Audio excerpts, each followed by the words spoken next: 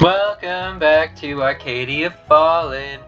In the last episode, we chatted with that Outlander guy who we rescued from the demons, and then we came home and we had a nightmare, and now we just woke up. You awake with a start, breathing heavily as the mists of the nightmare fade from your vision. Mime is still fast asleep. Or is she? Do spirits even sleep? You're not sure, but she doesn't stir even as you rise from your bed, the covers feeling damp and suffocating. You step outside your room to breathe. Your little quest comes to a halt, however, when you spot another resident awake at this late hour. Victoria! Hi! Victoria slips out the front door of the shop, and you stand for a moment, weighing your options before you decide to follow. Staying as quiet as possible, you follow Victoria out into the alleyway behind the shop. Victoria. I am ready to hear your report. You listen in as Victoria relays the day's activities to her commander. This is where we stand. I believe our next course of action should be to file for a warrant of the Goldner estate, to retrieve the sword and... That would hardly be a swift solution, would it, Victoria? Oops. To file such a request and get it approved might take weeks. And let's not forget, we'd need to disclose the reason why this magical artifact would have been entrusted to you, instead of simply being destroyed. But... the... protocol... Yeah, heck protocol. Sometimes we find ourselves in situations where alternative measures must be taken. Heck protocol, yeah! You go, Alethea.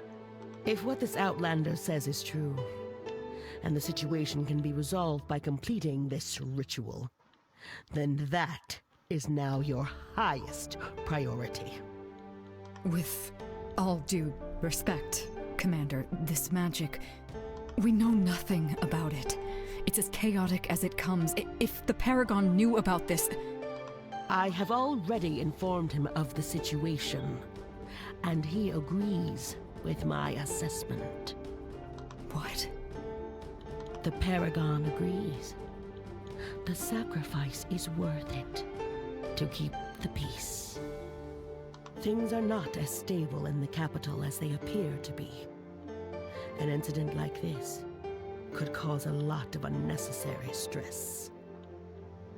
Yeah, but now y'all have stressed out Victoria, who believed in you wholeheartedly. I won't get into political details.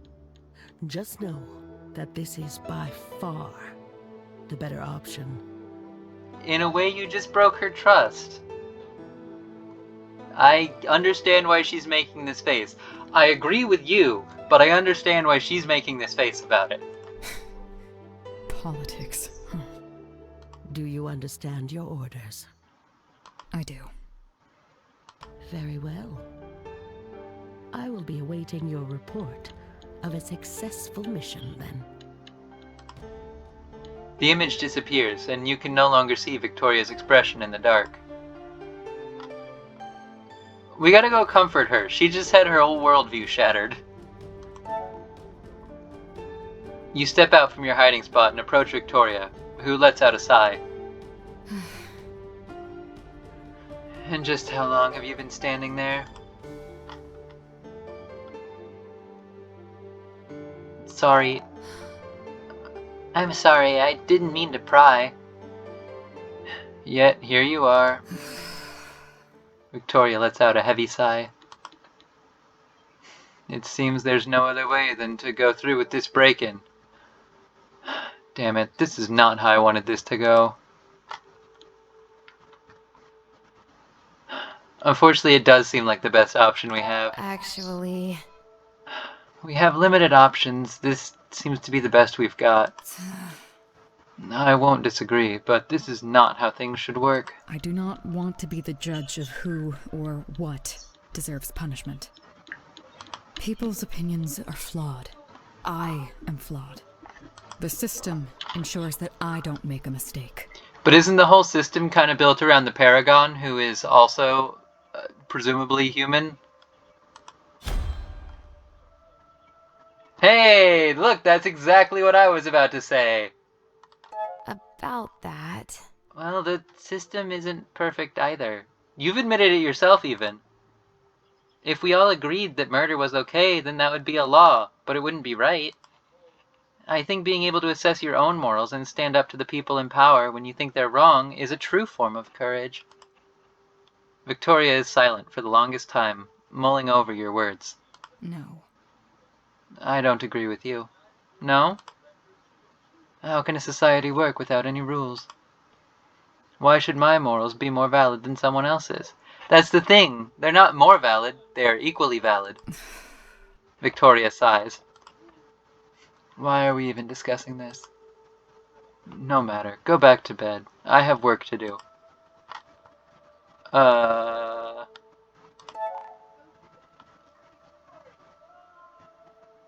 Do you need help? I'm not so sure about this. Are you sure it will be okay? I can come along as well if you want. Honestly, you'd just get in my way. But thank you for your concern. I'll be careful. Victoria disappears down the street, and you return to your room with a sigh.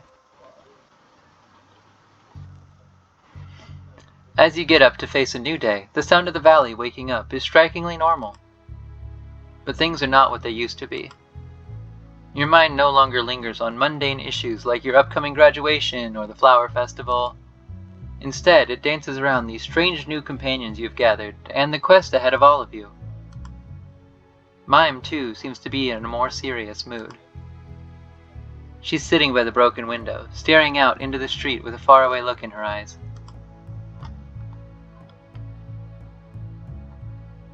Are you okay, Mime? Are you okay? Hey there, Mime. Are you feeling alright? Oh, good morning, Artemis. I'm fine. Just zoned out for a moment there. About that. This really went and took a turn on us, didn't it? An ancient spirit prison, huh? This is all so much bigger than I thought. I think because you turned out okay, it didn't really occur to me just how many people could get hurt by this. How many are going to end up like that kid, Kim, losing someone they care about to madness? I wonder.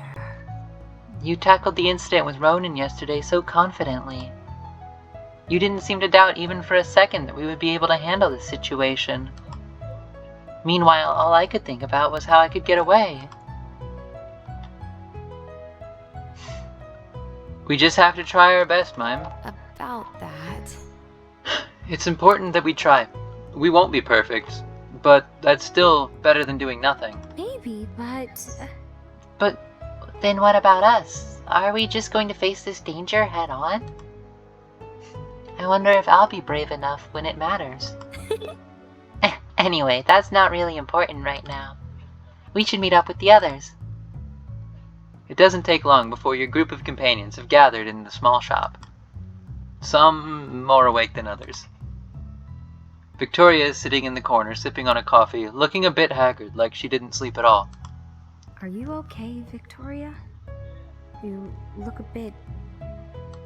What our dear spirit friend is trying to say is, you look like you have been coughed up by a cat. Victoria's eye twitches. I'm fine. I was up all of last night investigating this Goldner's mansion. I'm afraid Anne's guess was correct. The place is heavily guarded, and I sensed magic somewhere inside as well. Oh, great! Traps? Or something else? That man is quite a hypocrite, isn't he? Hating magic, but then turning around and using it to protect himself. That... I wish I could be surprised. I agree. However, that doesn't make the situation any less... difficult. What about you, our tall friend? Anything useful to add about how you escaped that place? As an agent of my people, you can imagine that I'm not entirely without skill myself. Fair enough. Going back in, however, if it wasn't due to the gravity of our situation, I would never consider it. Is it that bad? It's a great risk, but we have no choice. We need that artifact now. Failure is not an option, which means I'm going to need your assistance. All of you. Let's go, squad! Wait, what? I need your help. There's a moment of stunned silence as the words sink in. I've got to admit, I did not expect that.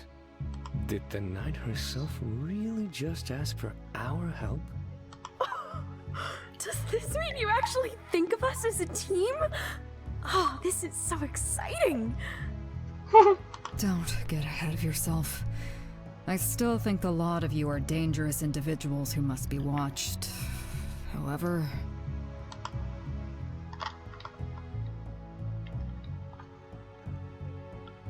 Well, we're happy to help.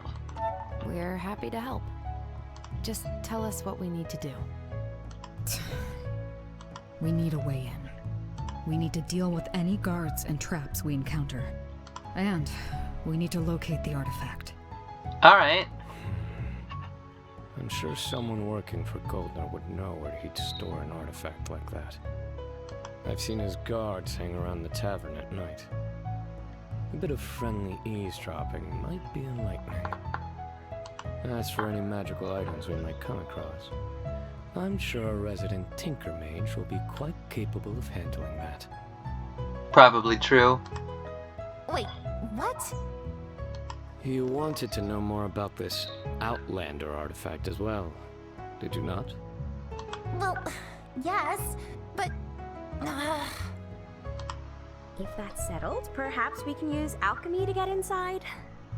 It worked quite well down in the tunnels, and Elizabeth might have some ideas if we go ask her. Yeah, let's go tell my teacher that I am trying to break in. That's... actually not a bad plan, Mime. Really? That's great! Ooh, this is so exciting! It's starting to sound like we're going on some grand adventure together. Do we need a team name? Legendary heroes always have a team name. Team names are fun. Something cool, like the Valiant Victors, or maybe the Demon Detectives. You like alliteration, do you, Mime?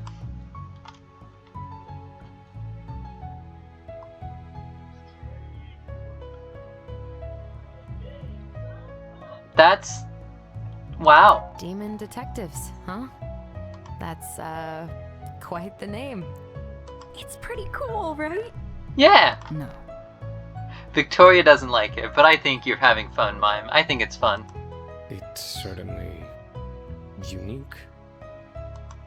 I'm not sure I'm following this weird topsider tradition.